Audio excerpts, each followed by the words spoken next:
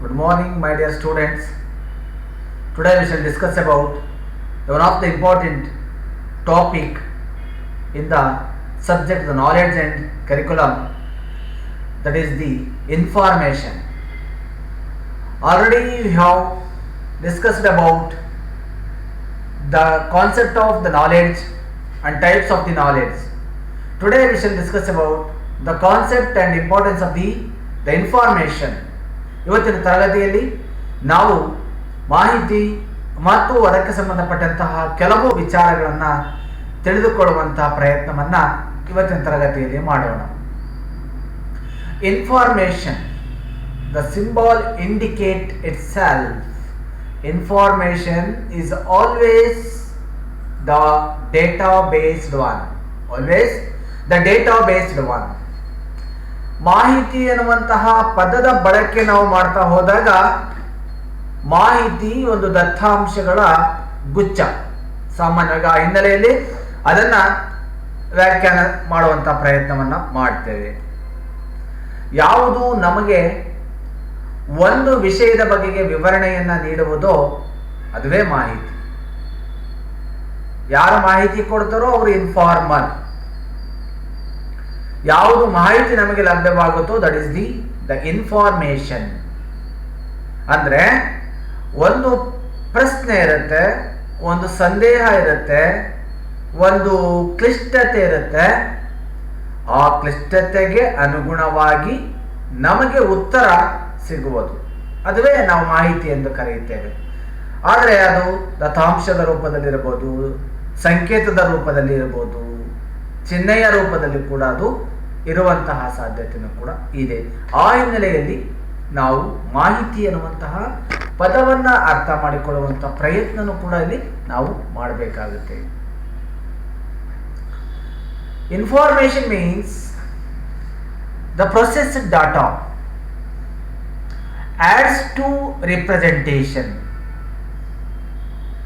meaningful to the recipient, has a value in decision making, has a form, corrects to confirm previous information, and has a surprise element or news value, reduce uncertainty, and also the reusable.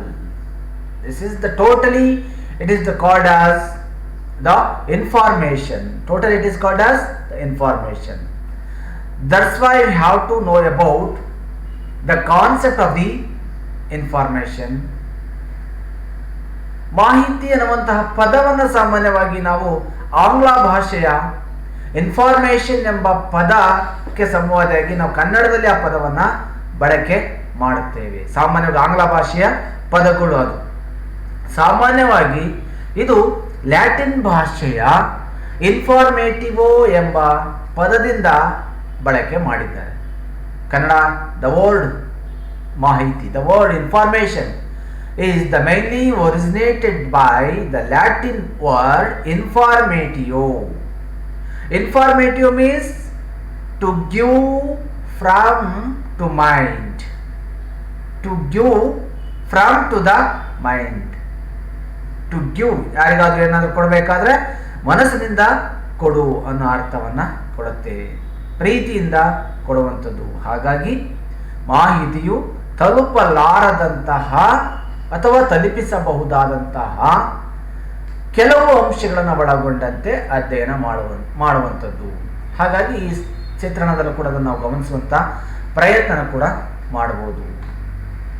Then what is information? What is information? ಹಾಗಾದ್ರೆ ಈ ಮಾಹಿತಿ ಅಂದ್ರೆ ಏನು ಅನ್ನುವಂಥದ್ದಕ್ಕೂ ಕೂಡ ಕೆಲವೊಮ್ಮೆ ನಾವು ವ್ಯಾಖ್ಯಾನವನ್ನ ಮಾಡುವ ಪ್ರಯತ್ನವನ್ನು ಕೂಡ ಮಾಡಬೇಕಾಗುತ್ತೆ. If data is the atom, information is the matter. Information is the set of data and has already been processed. ಸಾಮಾನ್ಯವಾಗಿ ಈಗಾಗಲೇ ಪರಿಷ್ಕೃತಗೊಂಡಿರುವಂತಹ ದತ್ತಾಂಶಗಳ ಒಂದು ಗುಚ್ಛ, ಒಂದು ಸಮಗ್ರ. Analysed and structured in a meaningful way to become useful. ಸಾಮಾನ್ಯವಾಗಿ ವಿಶ್ಲೇಷಣಾತ್ಮಕವಾಗಿ ವ್ಯಾಖ್ಯಾನ ಮಾಡುವಂಥ ಪ್ರಯತ್ನ ಮಾಡಿದಾಗ ಒಂದು ಸರಿಯಾದ ಹಾದಿಯಲ್ಲಿ, ಸ್ಥಿತ್ಯಂತರದ ಹಾದಿಯಲ್ಲಿ ತರುವ ಪ್ರಯತ್ನ ಡೇಟಾದಾಗುತ್ತೆ. Once data is processed and gains relevance, it becomes information that is fully reliable one, fully certain and useful. ಸಾಮಾನ್ಯವಾಗಿ ಈ ಥರದ ಸಿದ್ಧಾಂತಗಳು ಪ್ರಮುಖವಾಗಿ ವ್ಯಕ್ತಿಗೆ ನಂಬುವಂತಹ ತಾಳ್ಮೆ ಅಥವಾ ನಂಬಲಿಕ್ಕೆ ಅವಕಾಶವನ್ನು ಮಾಡಿಕೊಳ್ಳಲಿಕ್ಕೂ ಕೂಡ ಇದು ಸಾಧ್ಯತೆ ಆಗುತ್ತೆ. Let us see some definitions regarding to the information.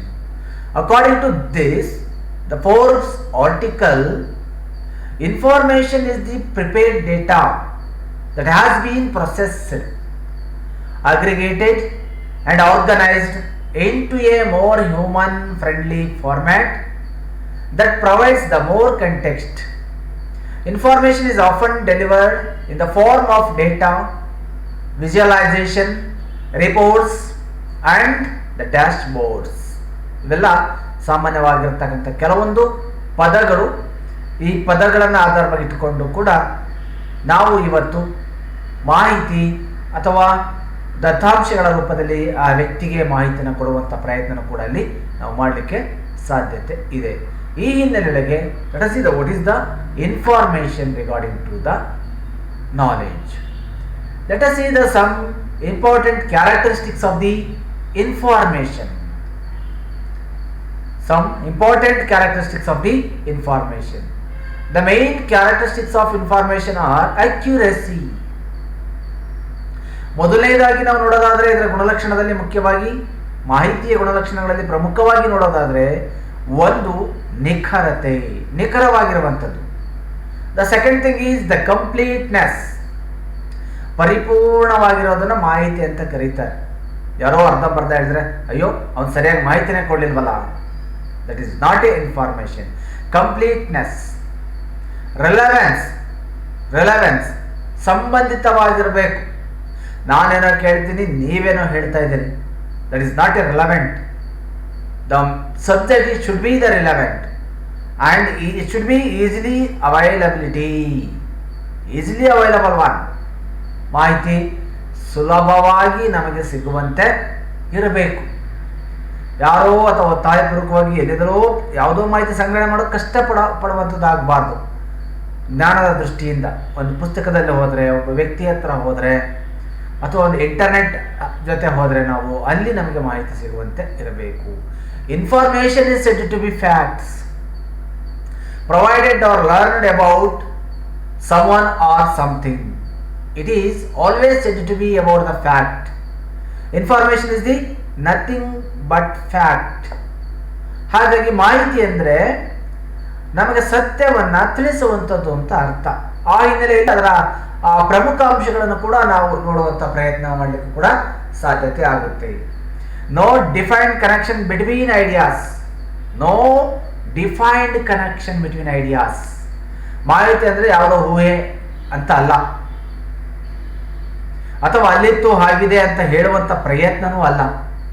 ಆದರೆ ಅಲ್ಲಿ ವ್ಯಾಖ್ಯಾನಿಸಲ್ಪಟ್ಟಿರುವಂತಹ ಕೆಲವು ಪರಿಕಲ್ಪನೆಗಳಿರುತ್ತೆ, ಕೆಲವು ಊಹೆಗಳಿರುತ್ತೆ.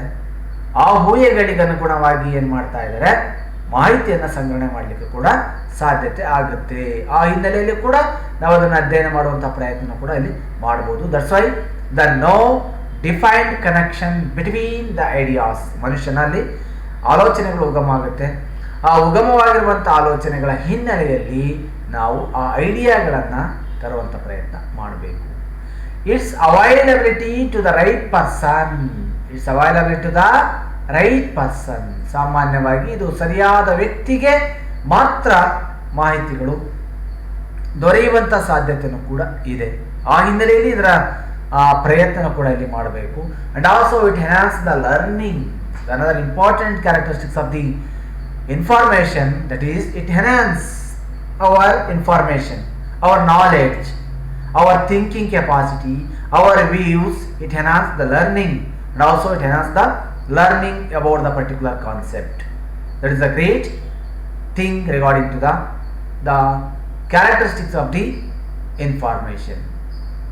Okay, let us see some important the other characteristics of the information. Information denotes the organized data about someone or something. Information is nothing but the refined form of data. Already ನಾವು ಅಧ್ಯಯನ ಮಾಡಿರುವಂತಹ ಆ ಸನ್ನಿವೇಶಗಳಲ್ಲಿ ಅದು ಕಾಣ್ತಾ ಇದೆ. Processing improves the representation, thus ensures easy interpretation of the information. As against this, processing result in increased consciousness, thus enhance the subject knowledge. ಹಾಗಾಗಿ ಈ ಹಿನ್ನೆಲೆಯೊಳಗೂ ಕೂಡ ಆ ಜ್ಞಾನದ ಕ್ಷಿತಿಜಗಳು ವಿಸ್ತಾರವಾಗುವಂಥ ಪ್ರಯತ್ನ ಇವತ್ತು ಕಾಣ್ತಾ ಇದೆ. ವಿಸ್ತಾರವಾಗುವಂಥ ಪ್ರಯತ್ನಕ್ಕೆ ಅದು ಮುಂದುವರಿಯುವಂಥದ್ದನ್ನು ಕೂಡ ನಾವು ನೋಡ್ಬೋದು. ಆ ಹಿನ್ನೆಲೆಯಲ್ಲಿ ಈ ಥರದ ಚಿತ್ರಣಗಳು, ಈ ಸ್ಲೈಡ್ಸ್ನಲ್ಲಿರುವಂಥ ಕೆಲವೊಂದು ಅಂಶಗಳು ಕೂಡ ಅದನ್ನು ತಿಳ್ಕೊಳ್ಳೋದಕ್ಕೆ ಸಾಧ್ಯತೆ ಆಗುತ್ತೆ. ಆ ಹಿನ್ನೆಲೆಯಲ್ಲಿ ಕೂಡ ಚರ್ಚೆ ಮಾಡಬೇಕು. That's why this is also other aspects of the knowledge, information. Information brings on comprehension of the facts and figures. ಮಾಹಿತಿಯು ಏನು ಅಂಕಿ ಸಂಖ್ಯೆಗಳು ಅಂತ ಹೇಳಿ ಕರಿತೀವಲ್ವಾ, ಅಂಕಿ ಸಂಖ್ಯೆಗಳ ಮೇಲಿನ ಒಂದು ಸಮಗ್ರ ಮಾಹಿತಿಯನ್ನು ಕೊಡುತ್ತೆ. Unlike the knowledge which leads to the understanding of the subject. The transfer of information is easy through different means, that is verbal or the non-verbal signals. Conversely, the transfer of the knowledge is a bit difficult because it requires learning on the part of the receiver, and the information can be represented in low cost. ಸಾಮಾನ್ಯವಾಗಿ ಕಡಿಮೆ ಖರ್ಚಿನಲ್ಲಿ ಮಾಹಿತಿಯನ್ನು ಪಡ್ಕೊಳ್ಬಹುದು ಅನ್ನುವಂಥ ಉದ್ದೇಶಗಳು ಕೂಡ ಇರುತ್ತೆ. Information alone is not sufficient to make generalisation. ಸಾಮಾನ್ಯವಾಗಿ ಮಾಹಿತಿ ಅನ್ನುವಂಥದ್ದನ್ನು ನಾವು ಸಾಮಾನ್ಯೀಕರಣಗೊಳಿಸ್ಕೊಳ್ಳೋದಕ್ಕೆ ಸಾಧ್ಯತೆ ಆಗದೇ ಇರುವಂತಹ ಕೆಲವೊಂದು ಅಂಶಗಳು. Every information is not necessary A knowledge. ಸಾಮಾನ್ಯವಾಗಿ ಜ್ಞಾನಕ್ಕೆ ಎಲ್ಲ ಮಾಹಿತಿಗಳು ಕೂಡ ಅವಶ್ಯಕತೆ ಅಂತ ಹೇಳಿ ಭಾವಿಸಲಿಕ್ಕೆ ಕೂಡ ಸಾಧ್ಯತೆ ಆಗೋದಿಲ್ಲ. ಆ ಹಿನ್ನೆಲೆಯೊಳಗೆ ಎಲ್ಲ ಮಾಹಿತಿಗಳನ್ನು ಕೂಡ ಪಡೆದುಕೊಳ್ಳುವಂಥ ಪ್ರಯತ್ನವನ್ನು ಇಲ್ಲಿ ಮಾಡಬೇಕಾಗುತ್ತೆ. ಆ ದೃಷ್ಟಿಯಲ್ಲಿ ನಾವು ಆ ಅಂಶಗಳನ್ನೇ ಆಧಾರವಾಗಿಟ್ಟುಕೊಂಡು ಅಧ್ಯಯನ ಮಾಡುವಂಥ ಪ್ರಯತ್ನ ಕೂಡ ಇಲ್ಲಿ ನಾವು ಮಾಡಬೇಕು. This is all about the some important the natures of the information. Let us see some definitions regarding to the information. ಸಾಮಾನ್ಯವಾಗಿ ಮಾಹಿತಿ ಅನ್ನೋದಕ್ಕೆ ಸಂಬಂಧಪಟ್ಟಂತೆ ಕೆಲವು ವ್ಯಾಖ್ಯೆಗಳನ್ನು ನಾವೀಗ ಗಮನಿಸೋಣ. The first one is according to the Merriam-Webster dictionary. According to the Merriam-Webster dictionary, information is providing a real explanation about a person or a subject. It is a real information provider for the subject or a person. ಸಾಮಾನ್ಯವಾಗಿ ಒಬ್ಬ ವ್ಯಕ್ತಿ ಯಾವುದೇ ವಿಷಯದ ಬಗೆಗೆ ಅಥವಾ ಯಾವುದಾದರೂ ವ್ಯಕ್ತಿಯ ಬಗೆಗೆ ನೈಜ ವಿವರಣೆಯನ್ನು ಒದಗಿಸುವ ದತ್ತಾಂಶವೇ ಮಾಹಿತಿ ಎಂದು ವೆಬ್ಸ್ಟರ್ ಡಿಕ್ಷನರಿ ತಿಳಿಸುವಂತಹ ಪ್ರಯತ್ನವನ್ನು ಮಾಡುತ್ತೆ. ಯಾವುದೇ ವ್ಯಕ್ತಿ ಬಗ್ಗೆ ಇನ್ಫಾರ್ಮೇಶನ್ ಕೊಡುವಂತಹ ಪ್ರಯತ್ನ. ಆಕ್ಸ್ಫರ್ಡ್ ನಿಘಂಟಿನ ಪ್ರಕಾರ ಅಧ್ಯಯನ, ಸಂವಹನ, ಸಂಶೋಧನೆ ಮೂಲಕ ಸಂಗ್ರಹಗೊಂಡ ವಿಷಯವೇ ಮಾಹಿತಿ. According to the Oxford Dictionary, the information is the collection of matter, the collection of the subject, the collection of the topic by the research or by studies or by experiences. This is very, very important, my dear students. According to the Oxford Dictionary, the information is the data of the research, data of the study or the data of the communication. ಸಾಮಾನ್ಯವಾಗಿ Oxford ನಿಘಂಟಿನ ಪ್ರಕಾರ ಅಧ್ಯಯನ, ಸಂವಹನ ಸಂಶೋಧನೆ ಮೂಲಕ ಸಂಗ್ರಹಗೊಂಡ ವಿಷಯವೇ ಮಾಹಿತಿ ಎಂದು ತಿಳಿಸಿದೆ. ಕೇಂಬ್ರಿಡ್ಜ್ ನಿಘಂಟಿನ ಪ್ರಕಾರ ಒಂದು ಸನ್ನಿವೇಶ, ವ್ಯಕ್ತಿ, ಘಟನೆಯ ಬಗೆಗೆ ಸತ್ಯವನ್ನು ಬಿಂಬಿಸುವ ಅಂಶಗಳೇ ಮಾಹಿತಿ ಎಂದು ತಿಳಿಸಿದೆ. ಯಾವುದೋ ಒಂದು ಸನ್ನಿವೇಶ ಇರುತ್ತೆ, ಆ ಸನ್ನಿವೇಶದ ಬಗೆಗೆ ಸತ್ಯವನ್ನ ಅಥವಾ ಒಬ್ಬ ವ್ಯಕ್ತಿ ಇರ್ತಾನೆ, ಆ ವ್ಯಕ್ತಿಯ ಬಗೆಗೆ ಸತ್ಯವನ್ನ ಬಿಂಬಿಸುವಂತಹ ಘಟನೆಗಳು ಅಥವಾ ಆ ಘಟನೆಯ ಅಂಶಗಳೇ ಮಾಹಿತಿ ಎಂದು ತಿಳಿಸಿದೆ.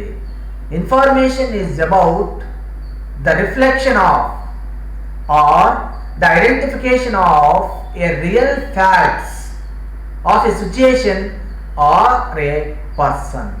ಯಾವುದೇ ಒಂದು ವಿಷಯದ ಬಗೆಗೆ ಅಥವಾ ಯಾವುದಾದ್ರೂ ವ್ಯಕ್ತಿಯ ಬಗೆಗೆ ನಾವು ನೈಜ ವಿವರಣೆಯನ್ನು ಕೇಳಿದಾಗ ಆ ನೈಜ ವಿವರಣೆ ಏನದು? That is the information. ಹಾಗಾಗಿ ಈ ಥರದ ದೃಷ್ಟಿ ಇಟ್ಟುಕೊಂಡು ಕೂಡ ನಾವು ಕೆಲವೊಂದು ಅಂಶಗಳನ್ನು ಚರ್ಚೆ ಮಾಡುವಂಥ ಪ್ರಯತ್ನ ಕೂಡ ಇಲ್ಲಿ ಮಾಡಬೇಕಾಗುತ್ತೆ. Let us C the important concepts which are always closely related with the information. Closely related with the information. ಈಗ ಮಾಹಿತಿಯ ಜೊತೆ ಅನೇಕ ಸಂಬಂಧಗಳು ಅಥವಾ ಅನೇಕ ಅಂಶಗಳು ಯಾವಾಗಲೂ ಕೂಡ ನಿಗದಿತವಾದ ಸಂಬಂಧವನ್ನು ಹೊಂದಿರುತ್ತೆ. ಅವುಗಳು ಯಾವ್ಯಾವುದು ಅನ್ನೋದನ್ನು ನೋಡೋಣ.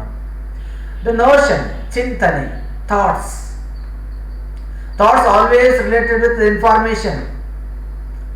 ಕಾನ್ಸ್ಟ್ರೈಂಟ್, ನಿರ್ಬಂಧಗಳು. Conditions, conditions always related with the information. Communication, how we communicate with others. Communication is also the great thing regarding to the information. Control the aspect, control, and also the data, ದತ್ತಾಂಶಗಳು, form ಹಲವಾರು ರೂಪಗಳು, education ಶಿಕ್ಷಣದ ರೂಪಗಳು, knowledge ಜ್ಞಾನದ ರೂಪಗಳು, and the meaning, understanding, the mental stimulity and mental ability, pattern, perception, representation, entropy. ಸಾಮಾನ್ಯವಾಗಿ ಈ ಥರದ ಅನೇಕ ಅಂಶಗಳು ಕೂಡ ನಾವು ಕೆಲವೊಂದು ಅಂಶಗಳ ಹಿನ್ನೆಲೆಯಲ್ಲಿ ಅದನ್ನು ಓದುವಂಥ ಪ್ರಯತ್ನ ಕೂಡ ಮಾಡ್ತೇವೆ. ಆ ಹಿನ್ನೆಲೆಯಲ್ಲಿ ಮಾಹಿತಿಯೂ ಕೂಡ ಇವತ್ತು ಅತಿ ಅವಶ್ಯಕವಾಗಿರುವಂಥ ಒಂದು ಅಂಶವಾಗಿ ಪರಿಣಮಿಸಿದೆ.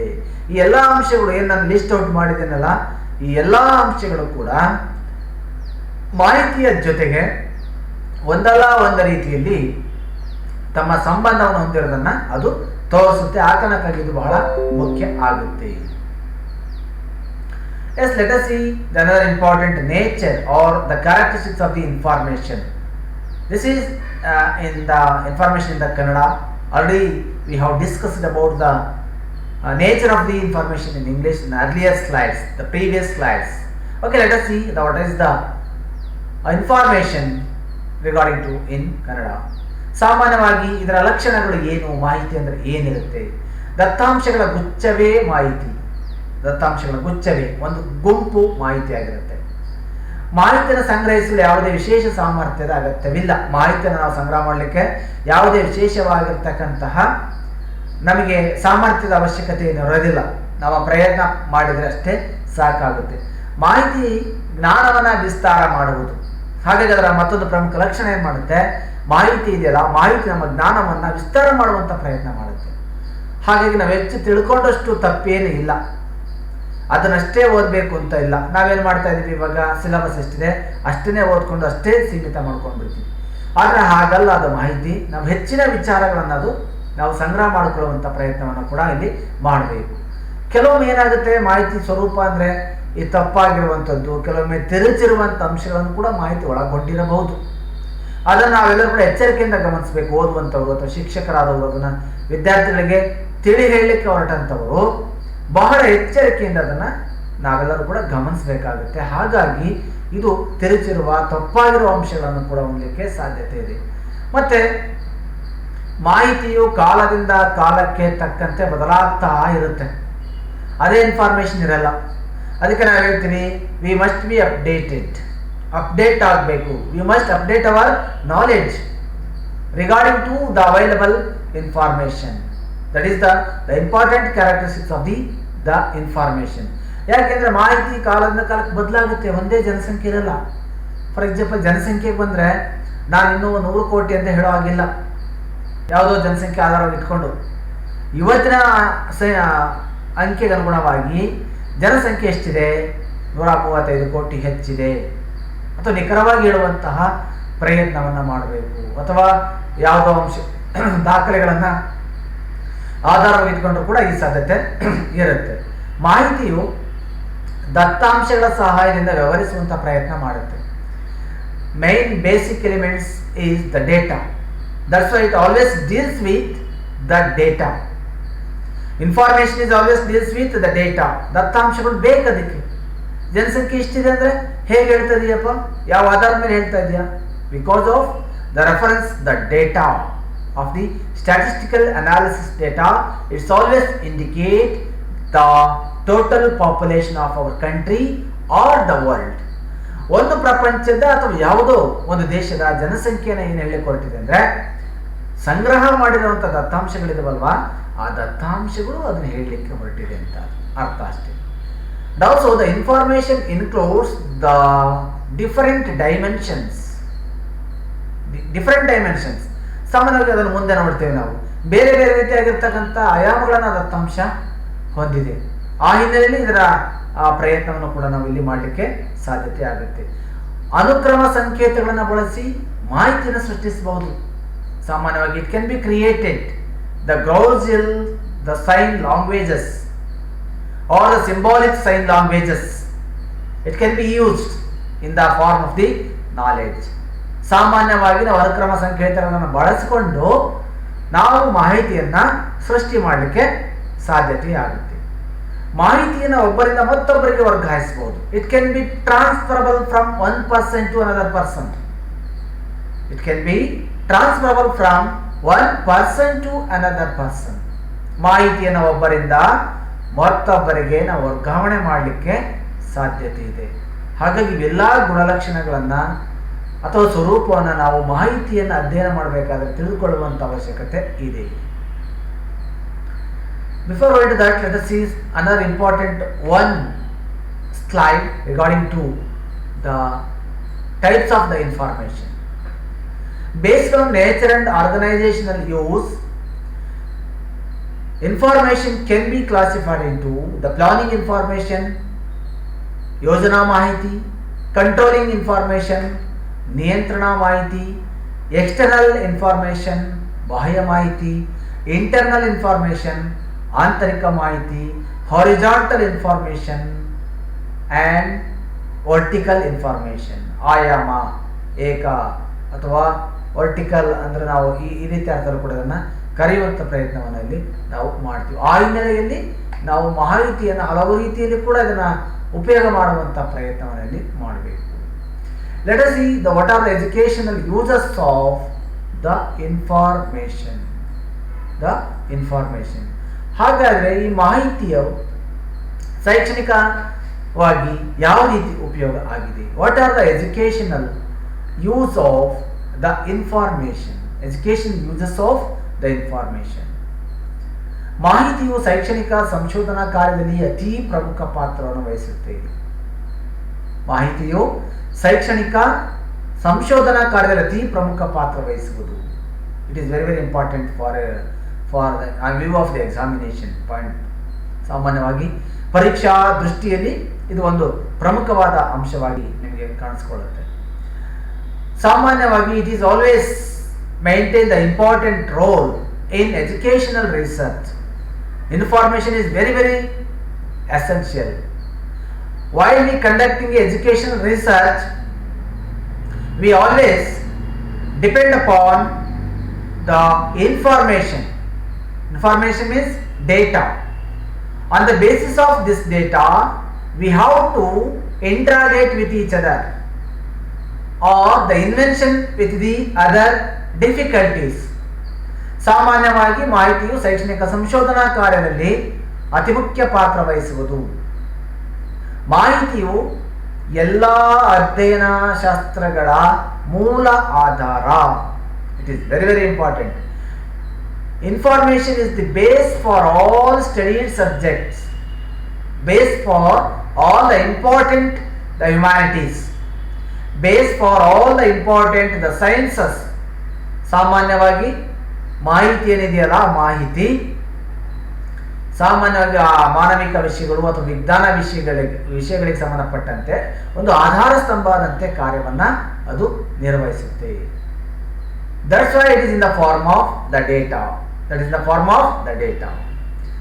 ಮಾಹಿತಿಯು ವಿವಿಧ ಸಂದರ್ಭದಲ್ಲಿ ವಿವಿಧ ಅರ್ಥವನ್ನ ನೀಡುವುದು. It always gives the different meaning in a different situation. It always give the different meaning in a different situations. ಕೆಲವೊಮ್ಮೆ ದ ಮಿಲಿಟರಿ ಸೆಕ್ಟರ್ಗೆ ಬಂದಾಗ, ಅಥವಾ ಪೊಲಿಟಿಕಲ್ ಸೆಕ್ಟರ್ಗೆ ಬಂದಾಗ, ಅಥವಾ ಎಕನಾಮಿಕ್ ಸೆಕ್ಟರ್ಗೆ ಬಂದಾಗ, ಅಥವಾ ಎಜುಕೇಷನ್ ಸೆಕ್ಟರ್ಗೆ ಬಂದಾಗ, we can use the different types of the information. ಸಾಮಾನ್ಯವಾಗಿ ಪಾಪ್ಯುಲೇಷನ್ ಆಧಾರ ಇಟ್ಕೊಂಡು ನಾವು we have to form the aims of education. On the basis of the population data or the population statistics, we have to calculate the growth, economic growth, GDP or per capita income, or we have to decide how to increase the food crops, or how to avoid the damages or the pollutions on the basis of the raw data in the different types of the manner or different types of the sector. ಮಾಹಿತಿಯ ಸಂಗ್ರಹಣೆಯು ಜ್ಞಾನ ಪಡೆಯುವ ಒಂದು ಮಾರ್ಗವಾಗಿದೆ. ಮಾಹಿತಿ ಸಂಗ್ರಹಣೆಯು ಜ್ಞಾನವನ್ನು ಪಡೆಯುವಂತಹ ಒಂದು ಮಾರ್ಗ ಇದು. It is the way to obtain the knowledge. It is the way, information is the way to collect the knowledge. To collect the knowledge. ಮಾಹಿತಿಯು ಜ್ಞಾನವನ್ನು ಪಡೆದಿರುವಂಥ ಒಂದೊಂದು ವಿವಿಧವಾಗಿರುವಂಥ ಒಂದು ರೂಪ ಅಷ್ಟೇ. ಆ ರೂಪದಲ್ಲಿ ನಾವು ಮಾಹಿತಿಯನ್ನು ಪಡೆಯುವಂಥ ಪ್ರಯತ್ನವನ್ನು ಮಾಡುತ್ತೇವೆ. ಮಾಹಿತಿಯು ಸಂದೇಹಗಳನ್ನು ಪರಿಹರಿಸುವುದು. It clarifies the doubts. Information clarifies the doubts. ಯಾವುದೋ ಒಂದು ವ್ಯಕ್ತಿ ಯಾವುದೋ ಒಂದು ಅಂಶದ ಬಗೆಗೆ ಸಂದೇಹಗಳನ್ನು ಹೊಂದಿದ್ದಾನೆ ಅಂದರೆ ಅದಕ್ಕೆ ಯಾವುದೋ ಮಾಹಿತಿ, ಪುಸ್ತಕದ ರೂಪದ್ದು ಅಥವಾ ಸಂಶೋಧನೆಯ ರೂಪದಲ್ಲಿರುವಂಥ ಮಾಹಿತಿ ಅವನ ಸಂದೇಹಗಳನ್ನು ಪರಿಹರಿಸಿಕೊಳ್ಳಿಕ್ಕೆ ಅದು ಸಹಾಯ ಮಾಡುತ್ತೆ. ಆ ಹಿನ್ನೆಲೆಯಲ್ಲಿ ನಾವು ಮಾಹಿತಿಯನ್ನು ಅಧ್ಯಯನ ಮಾಡುವಂಥ ಪ್ರಯತ್ನವನ್ನು ಕೂಡ ಇಲ್ಲಿ ಮಾಡಬೇಕು.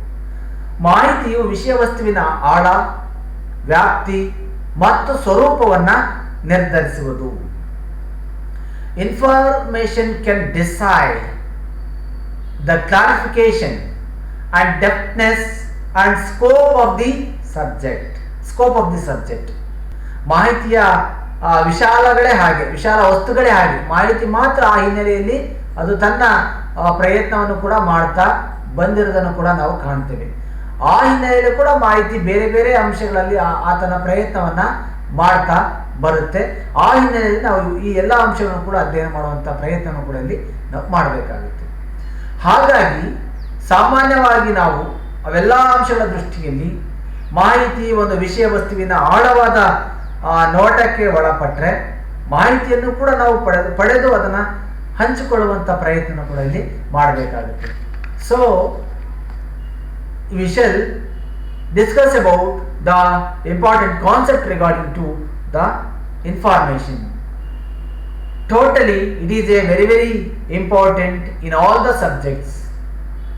While we explaining about the content or while we going to explain or describe about the incident, it is very important aspects regarding to the knowledge or regarding to the experiences. ಒಟ್ಟಿನಲ್ಲಿ ಯಾವುದಾದರೂ ಮಾಹಿತಿಗಳು ಅದಕ್ಕೆ ಸಂಬಂಧಪಟ್ಟಂತೆ ಅದರ ಬಗೆಗೆ ವಿವರಣೆಗಳು ಹಾಗೂ ಸತ್ಯಾಂಶಗಳನ್ನು ಒಳಗೊಂಡಂತಹ ಅಂಶಗಳನ್ನು ನಾವು ಯಾವುದೇ ಹಿನ್ನೆಲೆಯಲ್ಲಿ ಕೂಡ ಕುರಿತು ಅಧ್ಯಯನ ಮಾಡ್ತಾ ಬಂದರೆ ಅದು ಮಾಹಿತಿಯೇ ಆಗಿರುತ್ತೆ. ಹಾಗಾಗಿ ಅಧ್ಯಯನ, ಸಂವಹನ, ಸಂಶೋಧನೆ ಈ ಥರದ ಯಾವುದೇ ಅಂಶಗಳ ಹಿನ್ನೆಲೆಯಲ್ಲಿ ನಾವು ಅದನ್ನು ಕುರಿತು ಅಧ್ಯಯನ ಮಾಡುವಂಥ ಪ್ರಯತ್ನ ಕೂಡ ಮಾಡಬಹುದು. ಆ ಹಿನ್ನೆಲೆಯೊಳಗೆ ಇವತ್ತು ಮಾಹಿತಿ ಎನ್ನುವಂಥದ್ದು ಬಹುಮುಖ್ಯವಾಗಿರ್ತಕ್ಕಂಥ ವಿಚಾರಗಳಾಗಿರೋದ್ರಿಂದ ಸಾಂದರ್ಭಿಕವಾಗಿ ದತ್ತಾಂಶಗಳ ಆಧಾರದ ಮೇಲೆನೆ ಅದರ ಒಂದು ವಾಸ್ತವ ಸನ್ನಿವೇಶವನ್ನು ನಾವು ಅರ್ಥ ಮಾಡಿಕೊಳ್ಳುವಂತಹ ಪ್ರಯತ್ನ ಕೂಡ ಇಲ್ಲಿ ಮಾಡಬೇಕು. ಹಾಗಾಗಿ ಈ ಇನ್ಫಾರ್ಮೇಷನ್ ಅನ್ನುವಂಥದ್ದು ಆ ಡೇಟಾಗೆ ಸಂಬಂಧಪಟ್ಟಂತಹ ಮಾಹಿತಿಗಳು, ಅದಕ್ಕೆ ಸಂಬಂಧಪಟ್ಟಂತಹ ಅಂಶಗಳನ್ನು ನಾವು ಇಂದಿನ ತರಗತಿಯಲ್ಲಿ ಚರ್ಚೆ ಮಾಡಿದ್ದೇವೆ. Okay my dear friends, this is all about the important concept regarding to the information. Thank you.